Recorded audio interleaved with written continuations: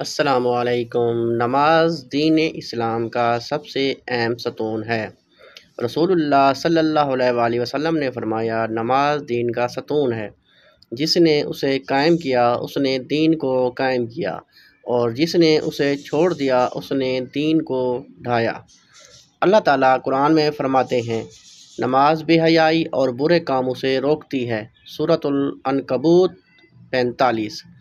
رسول اللہ صلی اللہ علیہ وآلہ وسلم سے پوچھا گیا، اللہ کے نزدیک سب سے محبوب عمل کون سا ہے؟ آپ صلی اللہ علیہ وآلہ وسلم نے فرمایا، وقت پر ادا کی جانے والی نماز۔ نماز دل کو سکون دیتی ہے۔ رسول اللہ صلی اللہ علیہ وآلہ وسلم نے فرمایا، میری آنکھوں کی ٹھنڈک نماز میں رکھی گئی ہے۔ قیامت کے دن سب سے پہلا حساب نماز کا لیا جائے گا۔ اگر نماز درست ہوئی تو باقی اعمال بھی درست ہوں گے۔ 5 وقت کی نماز گناہوں کو مٹا دیتی ہے۔ رسول اللہ صلی اللہ علیہ وآلہ وسلم نے فرمایا، جیسے کسی کے دروازے پر نہر بہتی ہو اور وہ دن میں 5 بار اس میں غسل کرے تو کیا اس پر میل کچیل باقی رہ سکتا ہے؟ صحابہ نے کہا، نہیں یا رسول اللہ صلی اللہ علیہ وآلہ وسلم۔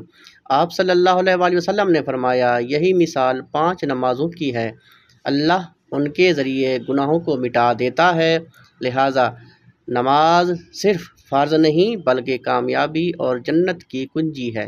جو شخص نماز قائم کرتا ہے، اللہ تعالیٰ اس کے معاملات دنیا و آخرت میں آسان فرما دیتا ہے۔ شکریہ۔